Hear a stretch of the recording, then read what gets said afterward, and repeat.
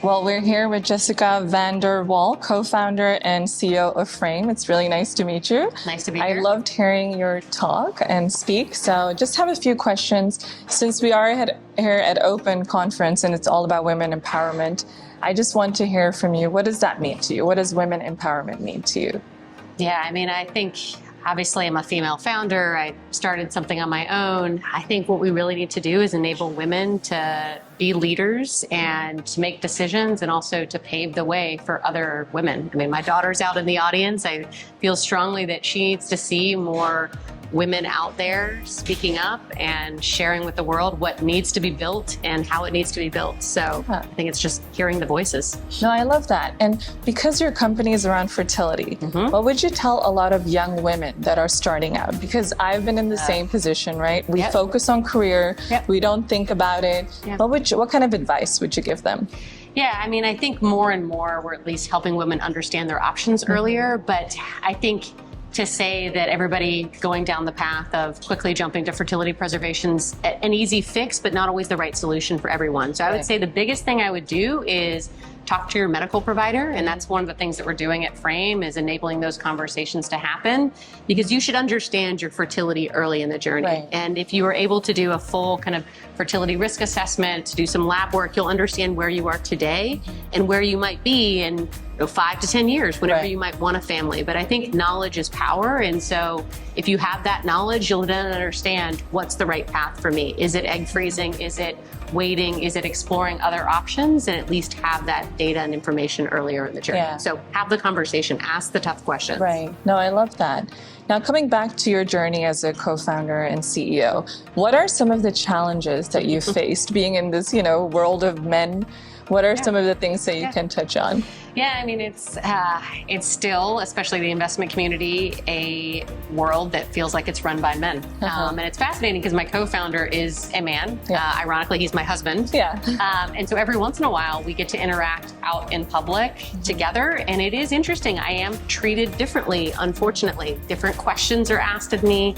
I am perceived differently. I have to come off both warm and competent. Like, it's just a different bar. And I think it's fascinating to see, but I think for me, again, it kind of comes back to my prior statement, knowledge is power. Knowing that actually people are going to ask me questions that are more on the negative side, I then am prepared to come in with a more positive answer. I don't feel reactive. I don't feel like I'm being attacked. I'm actually coming in well aware that that's how they'll perceive me. And then how can I turn that question from a negative to a positive? And so I would just say, again, be aware as a female CEO and a female founder, you will be treated differently. And we have to continue to push the envelope and say, that's not okay. I'm going to answer the question in a way just like a man would. I'm not going to sit here and say it's all downside risk. I'm going to say, here's the big vision that I'm driving towards.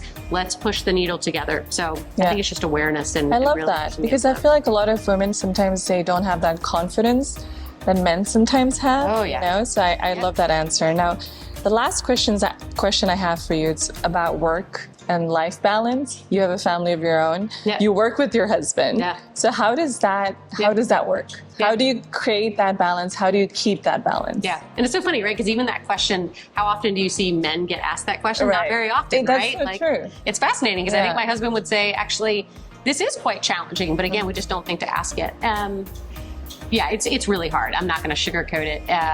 But I will say, like, being a parent, having other people I'm responsible for, it's actually miraculous how it's changed my ability to prioritize and honestly just say no to stuff. I think if I was just myself being a CEO and a founder, I probably would throw myself into like 18 different lakes trying to run after things, but I don't have all the time in the world. I'm taking care of a 4-year-old, so I'm more ruthless to say, no, we're going to do these 3 things. And so it has helped me to just better prioritize. So no question, it's hard. You definitely are going to find yourself outsourcing things that you wish you weren't, like having your daughter picked up by someone else. And that's okay. No, totally. It's completely okay. Like, do the high value things. And I mean, she just watched me on stage. I want her to see these things. Like, that's why I'm going to speak on Saturday. Like, I think it's very important actually that you invest in the things that are going to move you forward, but also move your family forward. And it's okay to say no, or I can't do X, Y, and Z just like other parents can. And I'm okay not baking everything for the bake sale. Like that is okay. That's not a good use of my time. That is okay. Yeah. I love that you have to prioritize. Actually, that was not my last question. I have another question. A lot of people, they have ideas. They want to start something, you know. What was the breakthrough for you? What was that thing that you were like, you know what? I have this idea. Yeah. I think there is a need for it. Yeah. But what made you actually take that initial step? Yeah.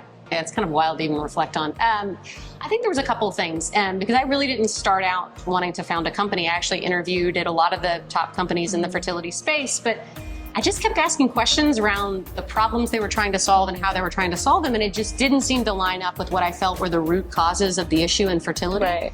And so then to your comment, for me, I think it was actually then speaking with more patients, thinking about solutions, and then putting it in front of them and seeing, is this valuable? Would you actually pay for this? And then to see people actually pay for something that I had kind of just scrappy put together on the side, if they would invest their money in what we were building, to me, that gave me the energy to say, I think there's more here. And then I think it's figuring out what type of business is this? And so for me, the other big kind of inflection point was, is this a venture-sized business or is this something I'm gonna do on the side, et cetera? Like, I think that was the other thing. And so then getting money from investors was another confirmation point. This is worth my time as well too. Other people will put money in as well. So it's hard to even reflect on exactly what was the moment, but you just keep getting reinforcement and you just keep leaning in and moving forward. Yeah.